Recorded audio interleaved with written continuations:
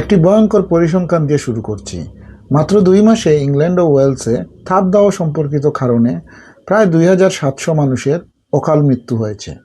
এটি কোনো কল্পকাহিনী নয়, এটি দি গার্ডিয়ানে প্রকাশিত ইম্পেরিয়াল কলেজ লন্ডনের বিজ্ঞানীদের নতুন বিশ্লেষণের তথ্য।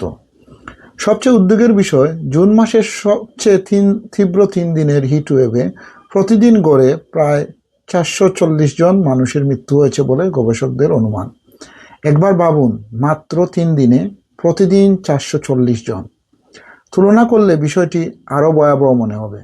যুক্তরাজ্যের সরকারি পরিসংখ্যান অনুযায়ী সড়ক দুর্ঘটনায় প্রতিদিন গড়ে প্রায় 4 জন মানুষ মারা যান, আর অ্যালকোহল ও মাদক সম্পর্কিত কারণে প্রতিদিন মারা যান প্রায় 35 জন।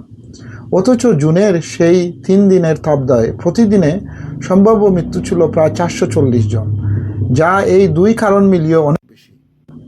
বিজ্ঞানীরা বলছেন, মানুষের কর্মকাণ্ডের কারণে পৃথিবীর গড় তাপমাত্রা প্রায় 1.4 ডিগ্রি সেলসিয়াস বেড়ে যাওয়ায় এই ধরনের প্রাণঘাতী তাপ প্রবাহ আরও তীব্র হয়েছে।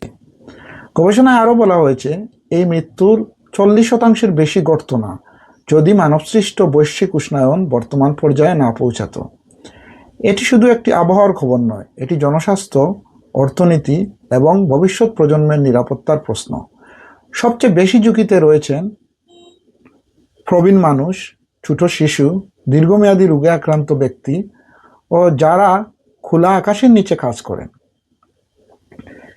ইউকে হেলথ সিকিউরিটি এজেন্সি ও মেট অফিস ওই সময় টানা 3 দিনের জন্য সর্বোচ্চ স্বাস্থ্য সতর্কতা জারি করেছিল, কারণ এই তাপমাত্রা মানুষের জীবনের জন্য বাস্তব ঝুঁকি তৈরি করেছিল।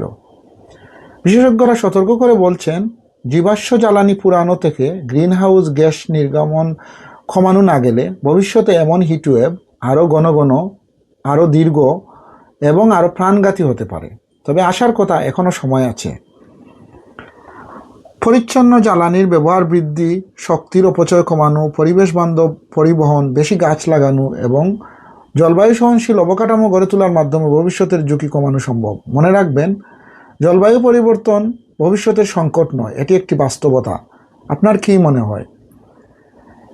বারবার ফিরে আসা এই ভয়াবহ তাপমাত্রা কি সত্যি যুক্তরাজ্যের নতুন বাস্তবতা, নিউ নর্মাল? আপনার মতামত কমেন্টে লিখুন। আর যুক্তরাজ্য ও বিশ্বের গুরুত্বপূর্ণ খবর, বিশ্লেষণ এবং তথ্যভিত্তিক প্রতিবেদন পেতে ইকে বাংলা পালসের সঙ্গে থাকুন। ধন্যবাদ।